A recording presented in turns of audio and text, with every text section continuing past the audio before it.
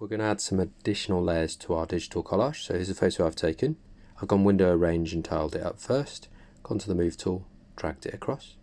Image, transform, flip horizontal. It's a good little trick. And then I'm going to transform, scale. Remember, we don't need to hold shift.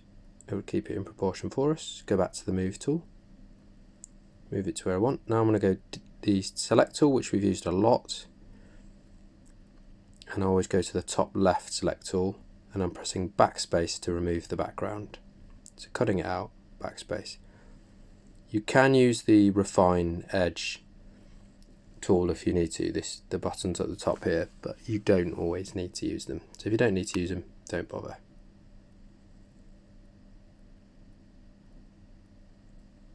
So selecting it all and then hitting backspace.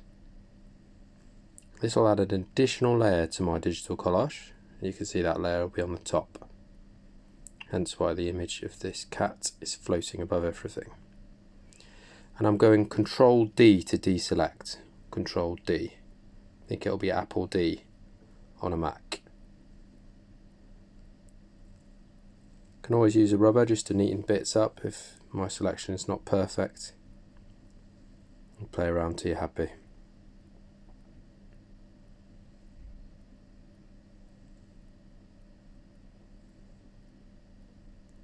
So I'm now going to take my move tool, and I'm just moving my layers so that the cat is behind the buildings by dragging, clicking and pulling that layer down.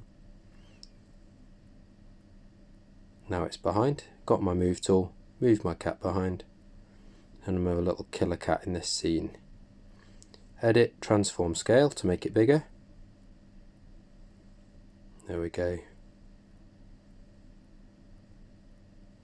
I have lost my lens flare, but I can come back to that. So make it nice and big, and I'm going to hit enter when I'm happy. And there it is, I'm quite happy with that. So I've lost the lens flare, but I'll come back to that.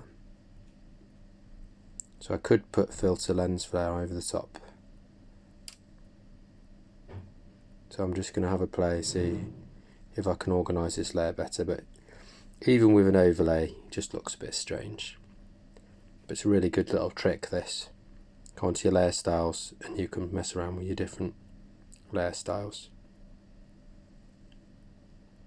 So I'm going to go back to where, as I was before, I'm just going to put some laser coming out of the cat's eyes, because why not? So make sure I'm got my brushes up so I can choose my brush, changing the size of the brush, and then I'm going to click. Need to make sure I've got the right colour, so I've got a red.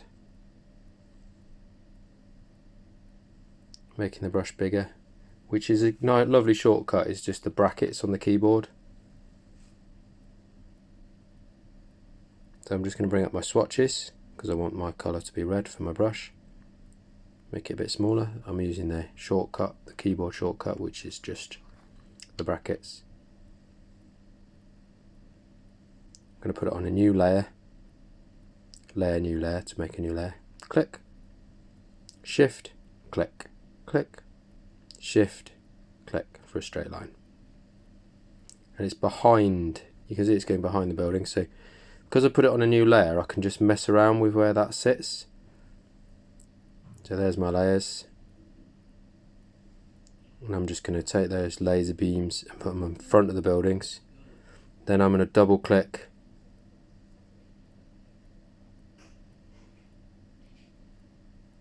If I double click on the layer, it'll give me the layer styles.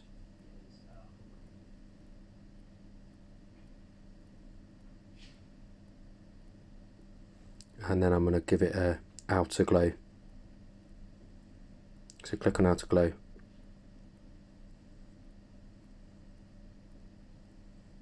So click on outer glow, go into its little world by double clicking, and I can spread it, I can change all the different sections of this. Then come and do an overlay.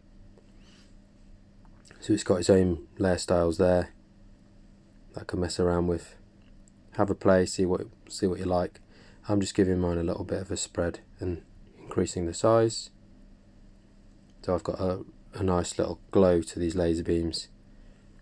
We're just moving them down with a move tool, which is that tool right at the top, or it's the V on the keyboard.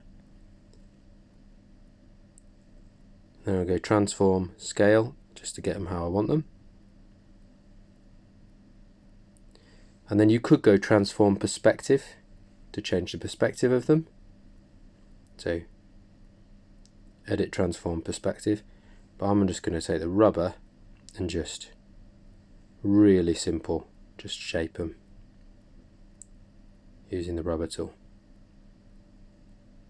Doesn't have to be complicated. If it works, it works. So I'm just trying to get them so they're coming from the eyes down to the buildings. I'm using the shift trick again, so click, shift, click. So holding shift in between, so clicking, holding shift down and clicking again, it will give me a straight line. Okay, have fun.